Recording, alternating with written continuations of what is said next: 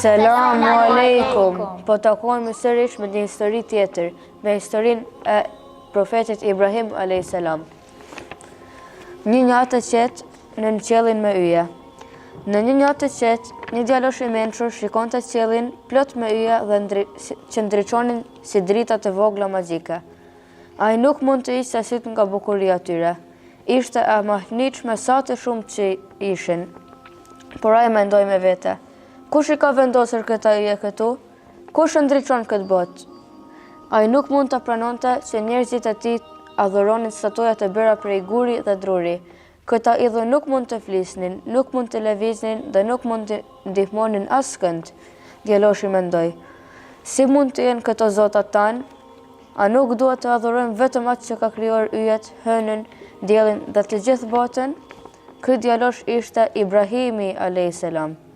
Një njeri i veçantë që do të ndryshonte historinë dhe do të bëhej miku i Zotit. Tani, le të ndjekim historinë e tij dhe të shohim se si ai gjeti të vërtetën dhe fitoi zemrat e njerëzve me besimin dhe guximin e tij. Një natë, Ibrahimi shikoi qiellin dhe pa një yll që ndriçonte më shumë se të tjerët. Ai mendoi: ky mund të jetë Zoti im. Por pas pak, ylli u zhduk në agim. Atëra i tha: jo, Zoti im nuk mund të jetë diçka që zhduket. Më vonë ai pa hënën e ndryshme dhe mendoi: ndoshta kjo është Zoti im. Por kur dielli u ngrit në mëngjes, hëna u zhduk. Kur dielli ndriçoi fort mbi tokë, ai mendoi: ky është më i madhi nga të gjithë. Ndoshta ky është Zoti im.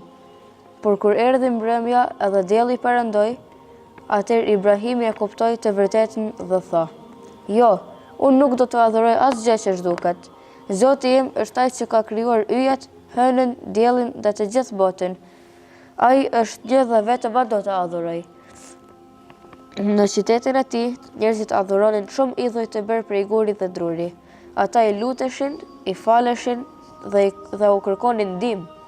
Por Ibrahimi e dinte se këta idhuj nuk mund të bënin asgjë. Një ditë, kur të gjithë njerëzit e qytetit shkuan në një festë, Ibrahimi hyri në tempullin e idhujve.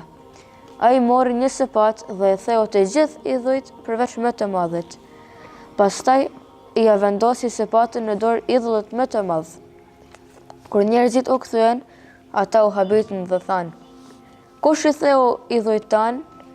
Dhe dikush tha: e kemi dëgjuar një djalosh të quajtur Ibrahim që flet kundër idhujve.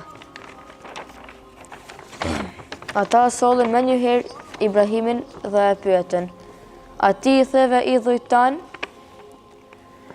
Ibrahimi u përgjigj me një buzëqeshje: pse nuk e pyesni idhullin më të madh? Ai e ka sopatin në dorë. Çfarë na mëson kjo histori? Të kërkojmë të vërtetën edhe nëse të tjerët nuk e pranojnë. Të besojmë tek Zoti edhe në kohët më të vështira. Të mos kemi frikë, të qëndrojmë për atë që është e drejtë. Zoti gjithmonë i ndihmon ata që besojnë tek ai me sinqeritet. Kjo ishte historia e profetit Ibrahim a.s. Një njeri me besim të pathyeshëm dhe zemër të madhe. Ai na mëson të kërkojmë të vërtetën, të besojmë te Zoti dhe të mos kemi frikë të qëndrojmë për atë që është e drejtë. Nga kjo histori unë mësova të kërkojmë gjithmonë të vërtetën si Ibrahimi a.s. Ne duhet të pyesim dhe të mësojmë për gjërat e rëndësishme. Unë kam mësuar se të mos ndjekim verbërisht të tjerët nëse diçka nuk është e drejtë, nuk duhet ta bëjmë vetëm sepse të gjithë të tjerët e bëjnë. Nga Ibrahimi a.s. unë kam mësuar të jemi të guximshëm dhe të duruar. Nëse dikush na tallet ose na kundërshton për diçka të drejtë, do të qëndrojmë fort si Ibrahimi a.s. Besimi te Allahu sjell ndihmë. Nëse kemi vështirësi, duhet të kemi besim dhe të lutemi, sepse Allahu është gjithmonë me ne. Unë këtë kam mësuar nga historia e Ibrahimit a.s.